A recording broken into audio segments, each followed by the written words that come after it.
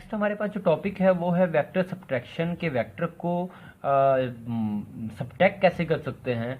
Vector को पहले हमने पढ़ा था एडिशन ऑफ वेक्टर के वेक्टर को जमा कैसे करते हैं। उसके लिए सिंपल हमने किया था, एक वेक्टर ए है और दूसरा वेक्टर हमारे पास बी है, तो हम इसे हेड टू टेल रूल के जरिए जमा कर सकते हैं और उसका रिजल्टेंट ये हमारे पास निकलेगा आर।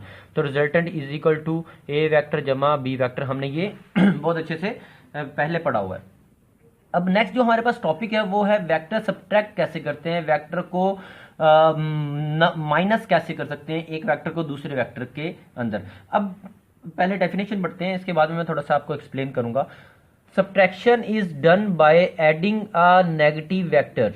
इंपॉर्टेंट लाइन है, बहुत ज्यादा इंपॉर्टेंट लाइन है। अब आप जरा गौर कीजिए, सब्ट्रैक्शन इज डन बाय मतलब सब्ट्रैक्शन कर सकते हैं हम by adding a negative vector, मतलब ऐड करना। यहां पर भी ये सबसे इंपॉर्टेंट बात है कि सब्ट्रैक्शन के अंदर भी हमें क्या करना है, ऐड ही करना है। किसको? नेगेटिव वेक्टर को ऐड करना है इन अ गिवन वेक्टर।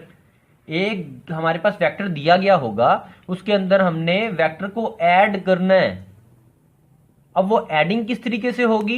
वो एडिंग इस तरीके से होगी कि हम एक वेक्टर को दूसरे वेक्टर में जैसे ऐड कर रहे हैं, जमा कर रहे हैं, तो रिजल्टेंट वेक्टर निकल रहा है। लेकिन वहां पर क्या होगा कि एक वेक्टर को दूसरे वेक्टर के अंदर हमने जमा करना है, लेकिन जमा करने वाला जो वेक्टर होगा वो क्या होगा?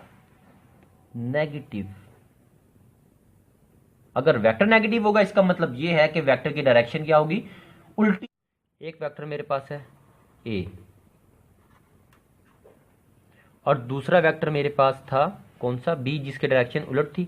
तो मैं पहले वेक्टर के हेड को दूसरे वेक्टर की टेल के अंदर जमा कर रहा हूं। ये देखें, ये मेरे पास वेक्टर बन गया है बी माइनस बी, सॉरी। अब पहले वेक्टर को दूसरे वेक्टर के अंदर मैंने जमा किया, तो अब रिजल्टेंट इसका कैसे निकलेगा? पहले वेक्टर की टेल को दूसरे वेक्टर के हेड के अंदर मैं लगा दूंगा इसे ऐसे। ये मेरे पास क्या निकला है? Resultant vector R. तो अब इसे मैं लिखूंगा किस तरीके से? Vector A plus into minus vector B, ये जो कीमत थी ये वाली मैंने लिखी है, is equal to resultant vector R. तो ये लिखा जाएगा vector A minus vector B is equal to resultant vector R. इसी तरीके से हम वेक्टर्स को मजीद इसके अंदर ऐड करते चले जाएंगे और हमारे पास वेक्टर सब्ट्रैक्शन होती चली जाएगी। तो ये हमारे पास था वेक्टर